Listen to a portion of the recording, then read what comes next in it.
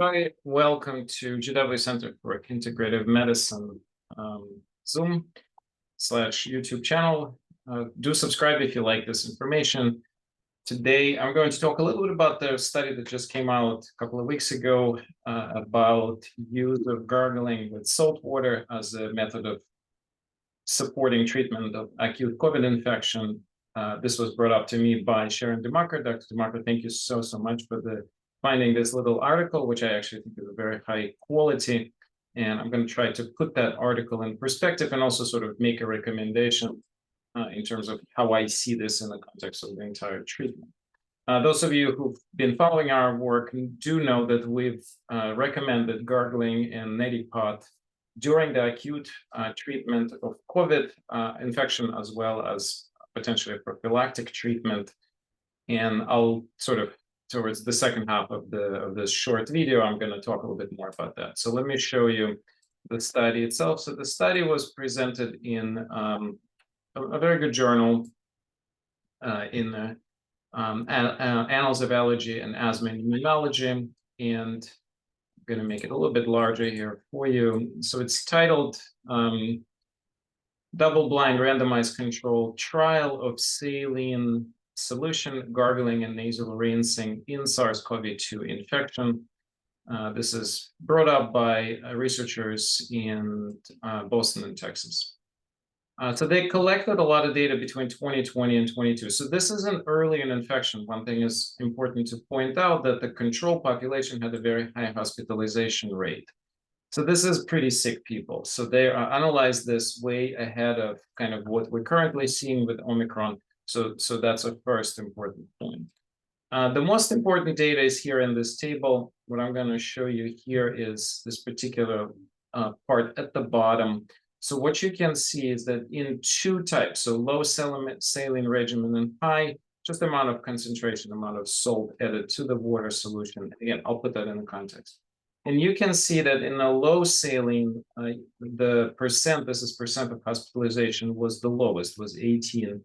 In high was 21, and in the control is 58. So this is almost threefold difference. And there were nobody who died in a low saline, while 3% died in high saline. Mechanical ventilation was 3% in saline, 2 in control, and death were 7% and 5%, and nobody died in the low saline regimen. Interestingly, ICU admissions were higher in low saline, so I'm not sure why this is standing out. Now, I do want to point out that actually most of this data was not statistically significant, probably because the numbers were very small. So there are only 27 patients in each group. So while statistically this may not be significant, but it definitely was trending towards statistical significance, especially things like here, the pneumonia p-value was much low, but was getting closer. And in some cases right here, the p-value was indeed less than 0.05. So how do you put all this together, and what all this means? Well, I think what all of this truly means is the following. If you like using neti pots or nasal washes and a gargling during any acute viral illness, please continue to do so.